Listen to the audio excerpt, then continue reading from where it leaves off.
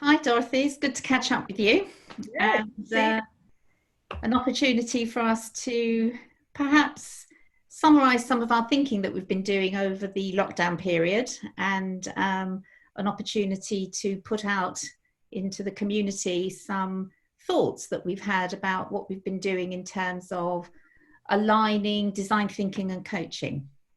yeah, that sounds great. And I think last time we spoke like this, and you were sitting next to me on this sofa, we thought we would just be going out, meeting people, talking about it. And of course, we got locked down, didn't we? Not long after that last conversation. So we've had lots of thinking time. Exactly, but I think what's been really nice and what's been good is that perhaps it's that thinking time that we've taken advantage of, and what we've been able to do is to come up with a conceptual idea, I would put it as, in terms of how we see design thinking being a really good application in terms of looking at coaching, and particularly how it can help organizations to look at how they could start to develop a coaching culture within their organization. Yeah. And I think it's been very pertinent for us to think about that within the context of how we're all emerging, well, hopefully emerging from lockdown. Who knows what's ahead, but the sorts of challenges that organizations are facing in this new world that we're in. And I think that's reinforced how strongly we feel about this conceptual model that we have, and the way, what we've come up with as a way of helping organizations to think about some of those challenges of, you know, staff feeling perhaps isolated as they work from home, the limited scope for collaboration, although Zoom has and Teams have provided a way of that, but that human element of collaboration that's perhaps suffered a bit because of the world that we're in. So I think there are a number of challenges that organizations are facing that make the way we're thinking about coaching and design thinking even more important for us in terms of what we think might be helpful. Yeah, and I think that, as we've talked about before, design thinking is traditionally something that helps organizations or teams look outward, or be outward focused in terms of, looking at designing or improving a new product or a new process or a new business model. But I think that, as we've gone through, we've been able to see the benefits of taking that design thinking approach to, particularly the challenges that organizations have about changing or shifting their culture.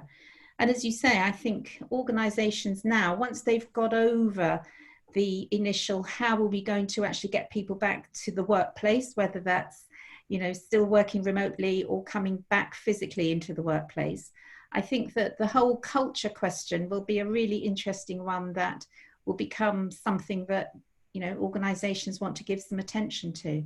And Mm. I think the whole thing about this idea of compassionate leadership as well, what is it that organizations and leaders will need to do to actually help people feel safe and productive in the workplace? Yeah, I think that word inclusivity is even more important, isn't it? And what does that actually mean to an organization, and how can we help organizations to explore what that means? Who needs to be included? What are the impacts of including people on decision making and problem solving and creating this different way of working as we move forward? Yeah, and I think really to sort of summarize and come to a close on this little input session is really about saying, well, if organizations are thinking about how they can change the way that they operate, in the workplace, whether that's virtually, remotely, or physically, I think that the whole idea of making those shifts and making those changes really speaks to the whole idea of coaching, doesn't it? Mm. It's, I think, as you say, the idea that what is coaching there to do, not just for the individual, but also thinking it much more broadly in terms of the organization and the range of stakeholders that are important in any coaching process, but also, a coaching culture that needs to exist for organizations too. Yeah. So I think what would be nice for us is to ask those of you who are watching to think about what that means for you. And what we'd like to do is to introduce you to our model in the next few sessions. And again, just talk through our thoughts, but also get your thoughts, because this is very much a work in progress for us, isn't it, Jill? It's just us sort of going out there thinking, we think this is great, but we want to learn as well. We want to make it the best that it can be. So we're really looking to keep the conversation going.